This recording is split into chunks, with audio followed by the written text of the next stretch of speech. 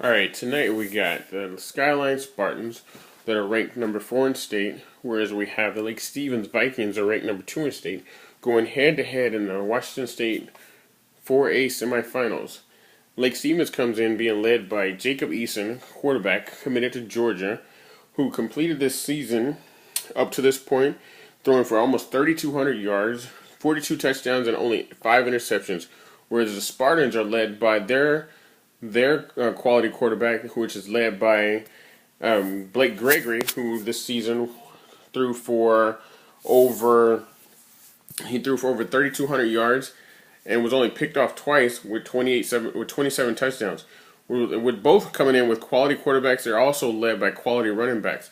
Skyline's led by Rashad Body, who rushed for over 1,600 yards and 28 touchdowns, whereas Andrew Grimes, who's a senior at Lake Stevens, comes in with 1,600 yards also with 14 touchdowns. Both offenses are led through their quarterbacks who are able to sling the ball around to several different receivers throughout the receiving core. Whereas Lake Stevens, he has about 5 different receivers that he has connected with, whereas but Skyline's quarterback has about 4. And with his favorite receiver being Danny Sinatra, who almost caught passes for 1,000 yards this year with 14 touchdowns.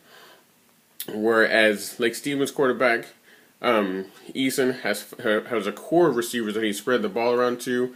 His favorite 2 being Riley Kranz, who had 935 yards, and Jacob Ekstrom, who had also over 900 yards.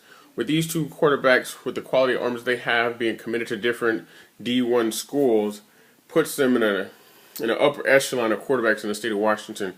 Tonight's going to come down to whose defense can hold up the longest.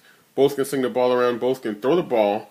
Both backs are quality backs out of the backfield. Both teams like to run screens that are committed to their running backs. Tonight's going to be determined. The winner of this game is going to be determined who wants it the most, who's willing to fight, and when it comes down to who can run the ball. If you can run the ball, it establishes your run game, and it makes those backers commit to the run, whereas it leaves the middle of the field open. So I leave this this report comes down to who wants it the most. So back to you, Tracy.